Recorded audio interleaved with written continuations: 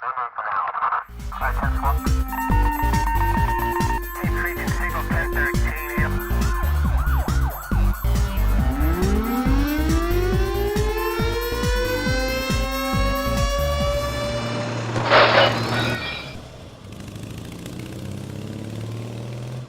my name is Michael Tupper, and it's my honor and pleasure to serve the city of Marshalltown as your police chief. This week is a very important week for us at the police department because it's 911 Awareness Week. We have a great group of 911 professionals working here in Marshall County, right out of the police department, and they are the true first responders to any emergency event. And I think sometimes that their work goes forgotten about, and they don't always get the credit that they deserve. And I just want to say thank you to our 911 professionals. They're doing an outstanding job. We're very fortunate to have a great group of men and women serving as 911 operators here in Marshall County. And we just want to thank them for their hard work and everything that they do. It's a very difficult job, probably the toughest job in public safety.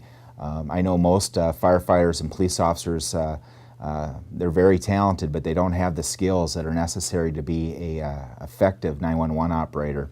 It's been a very difficult job for us to fill at times because it requires some very special skills and being able to deal with the public and multitask and do a lot of things at once. So very proud of the professionals serving in our 911 center, and we just want to say thank you for their hard work. So all week, this week, April 9th through the 15th, we'll be celebrating them and thanking them for a job well done. One of the things that I would like to talk about related to 911 deals with a new service that we are now providing in Marshall County for 911. You can actually text 911. It used to be you could only call us on your telephone or on your cell phone. Now you can actually send a text message to the 911 center seeking help. Now what we do tell people is we always recommend the phone call because it's a much more efficient way to communicate with our 911 operators. But if you were in a situation where you weren't able to talk, weren't able to get on the phone for whatever reason, you do have the option of texting to 911, and our 911 operators can now text you back and ask some follow-up questions. The only thing that I do want to talk to you about and maybe seek your assistance is you should only text 911 for those extreme emergencies. And the other thing that you need to be aware of is that we will not be able to tell where you're texting from. So we'll receive your message, but we won't be able to pinpoint your location. So you'll still have to tell us your address and where you're at when you're texting us in those emergency situations.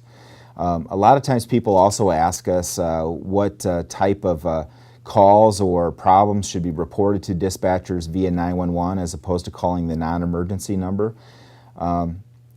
We encourage people, if you feel like it's an emergency and you feel like 911 is necessary, we try to encourage you to use 911. We don't want to discourage that because we can't judge the situation that you're in for you, so you have to make some decisions.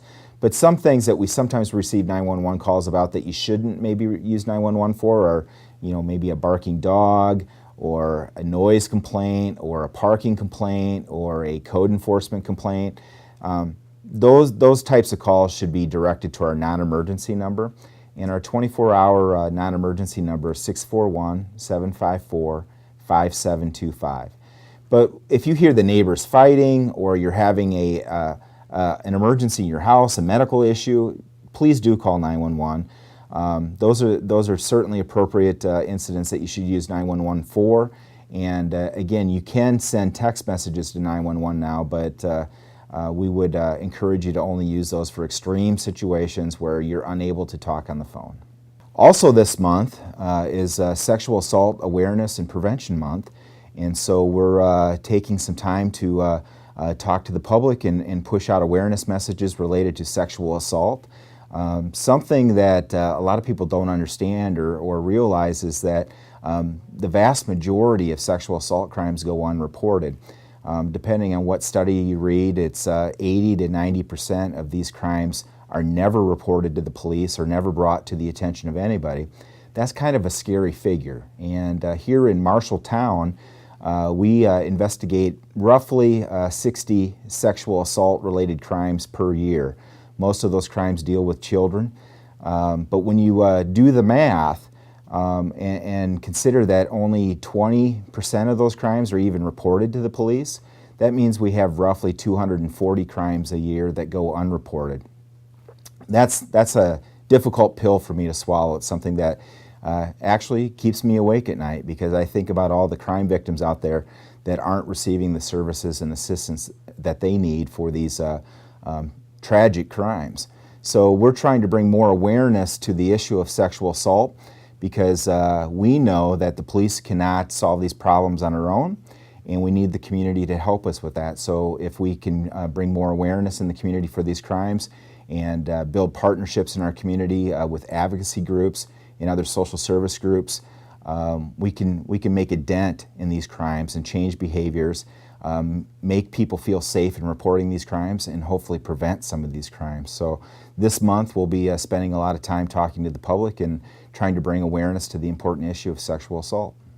If you're concerned about, and we have roughly 80 sex offenders living in Marshall County, so if you're concerned about where sex offenders are located in Marshall County, you can actually get on the Iowa Sex Offender Registry website just by Googling Iowa Sex Offender Registry, and then you can add in your zip code and specific information about your address, and you can find out where sex offenders live in relation to your address. This time of year, we often remind people of our Citizen Ride-Along program. Any citizen can contact us and request a ride-along. Now, we do a very minimal background investigation to make sure that you're not a felon or somebody that shouldn't be around sensitive information. But most people are able to get through that background check relatively easy. And I think riding along with a police officer is a great educational experience. It gives you an opportunity to not only get to know the police officer serving in your community, but to also experience some of the challenges and difficulties that they deal with on a daily basis and get a better understanding of the problems that we deal with here in Marshall County. It's not like you see on TV, and some of the things that you think we're dealing with might surprise you. And I would encourage any citizen that's interested in learning more about the police department to take advantage of that opportunity. Citizens also have the opportunity to we call it a sit-in the 911 center, and that can be a very educational opportunity as well, and you get to see what our 911 operators deal with on a daily basis and how busy they are and the type of challenges that they have to overcome each day. So if you're interested in that opportunity, just contact me at the police department. My phone number is 641-754-5771. And we'll set up an opportunity for you to either sit in the dispatch center or do a ride-along with the police officer or both.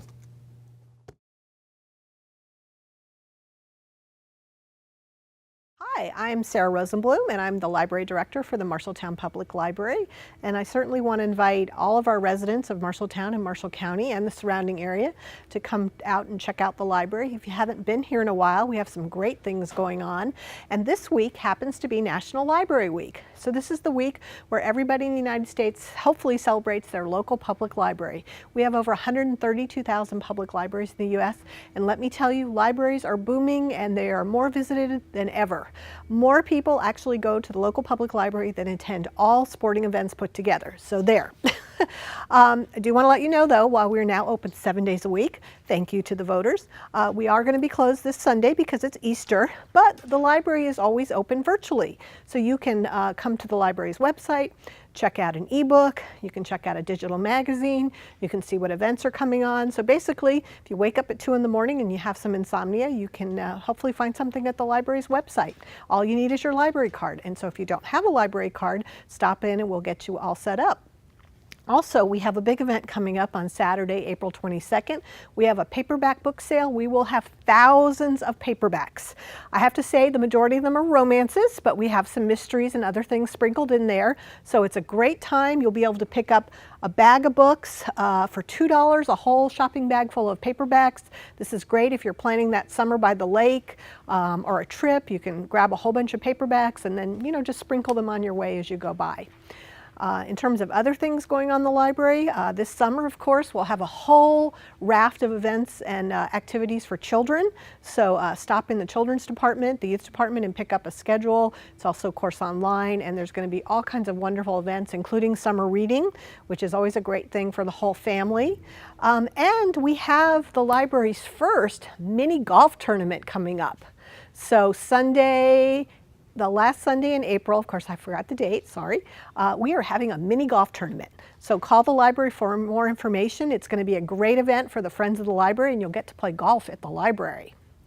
Other than that, we just have lots of great things happening, lots of great resources, everything from Mango language. So if you want to brush up on your Spanish or your Norwegian or even your pirate, which apparently is one of the languages, you can certainly check out Mango languages on the library's website. We also have a great collection of videos. We have wonderful TV series. So if you're a fan of public TV, Downton Abbey, all those wonderful series, Rosemary and Thyme, we have many of those here at the library.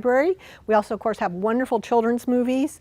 You know, somebody called on St. Patrick's Day and was looking for Darby O'Gill in the movie, and we did have it. It was actually available. But we have a lot of great series. One of my new favorites is Miss Fisher's Murder Mysteries, set in the 20s in Australia, and she's kind of a female James Bond. So we have the 3 volumes of that, and we have things like Game of Thrones and all kinds of wonderful DVDs at the library. So definitely please come check those out. And I hope you visit the library and come and see us. Thank you.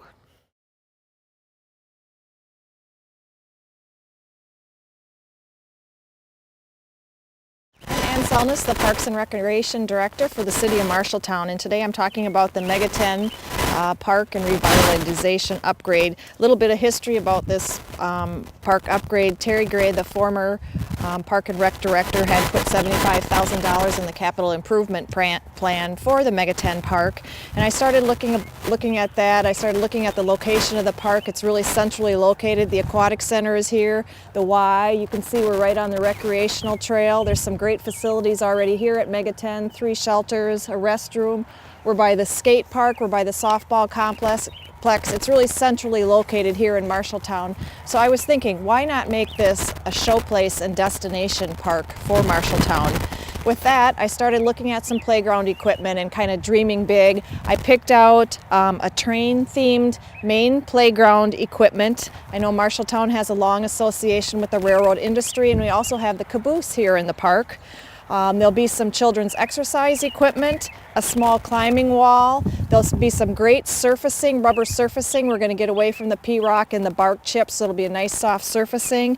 And then the really cool part of this whole upgrade, there'll be a 130-foot long zip line for the kids. It'll be the first of its kind in Iowa, and there will be a platform on each end so that the kids can go back and forth on a safe seat, and they can just whiz back and forth between the platforms. That would be really fun.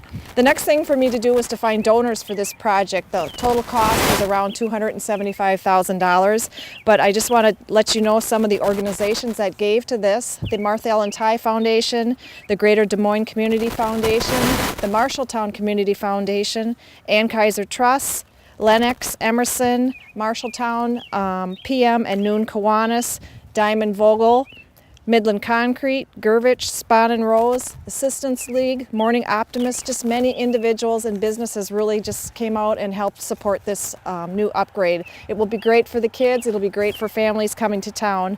The neat thing about this is there'll be things for kids to do of all ages. The little kids can play on some of the equipment. Maybe the older kids want to ride the recreational trail or be in the skate park. We're close to downtown for shopping. We're close to the Fisher Community Center for the arts. In addition, the Iowa Valley Leadership Class of 2017 picked this as their project for the year. They were really instrumental in fundraising for this project. They helped with a trivia night, and then they'll help install the new Children's Discovery Garden here on May 6th. And a little bit about the Children's Discovery Garden. Kristen Titus, our city horticulturist, designed the garden. She's got outdoor musical instruments in it for the kids, different plants to stimulate our 5 senses. There'll be a small amphitheater so we can do little mini programs. There'll be a little library with a reading nook. Conrad Desjardins donated a little free library for us. There'll be a children's game area, a pergola, and then the entrance will be a big tunnel, and there'll be plants all around it, so it'll be kind of like walking through a dark tunnel once the plants start growing. And I also wanted to thank Ladahoff Landscaping out of Conrad. They're donating time and equipment to help with the hardscape going in for this garden, so we really appreciate their time as well. And then another neat thing about the Children's Discovery Garden, all around the outside are garden pickets, and there's around 350 of those pickets. And I thought, wouldn't it be cool if we could have some kids paint the pickets that will go around the Children's Discovery Garden? So I talked with Anel Garza, the principal at Woodbury School, and she said that all, I think 343 of their kids could each paint a picket. So I've been over to see the pickets at the school. Maggie Parks is doing a great job. It's been a huge project for them, painting all these pickets, but it'll be kind of a really cool new little public art piece for the Mega 10 Park. And this is an example of the donor pickets that we were selling for $100. You can do individuals, or maybe you want to do one in memory of a loved one or something like that. Diamond Vogel did their own like this, and the ones that we're planning will go crosswise, kind of like a gate, so that they're real easy to read as well. But you can buy these for $100, and we're still taking donations for these. Kind of a timeline for the project. The garden is going in now. We've got the survey markers set up for the new playground and zip line. The Iowa Valley Leadership Workday will be on May 6th. Playground equipment and install will start after June 1st, so everything should be wrapped up by mid to late June. It'll be all ready to go and people can use it. We're hoping people will come from all over the area, maybe an hour or two radius, just to try out this new park and the zip line and try all the cool amenities here in Marshalltown. And I just wanted to say thanks to the community and all the organizations and people for your huge support for this project. We're super excited, and we're just invite everybody out. We'll probably have a ribbon cutting sometime in June. So thank you very much.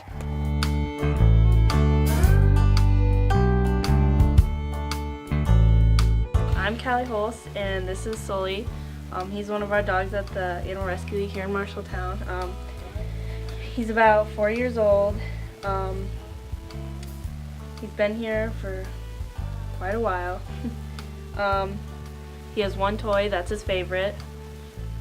He loves to be outside.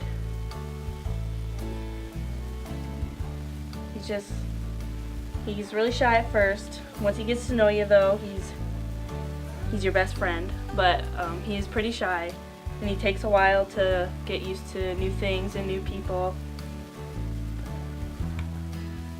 I think he'd make someone, just that one person, a great pet.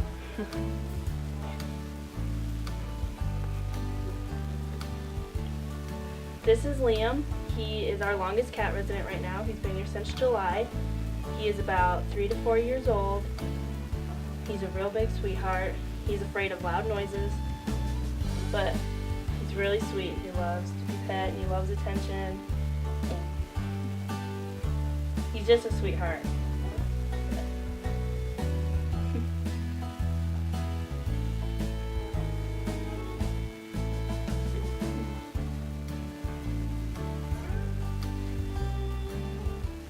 Monday through Friday, visitor hours are 11 to 5:30, and Saturday is 11 to 4. We're on Taylor Avenue. It's just off of Garwin Road. If you're coming off of Highway 14, you'll turn left on the Garwin Road, and then there'll be an intersection for a gravel road, and you'll turn right onto the gravel road, and that's Taylor Avenue. And we're just down the road a little ways.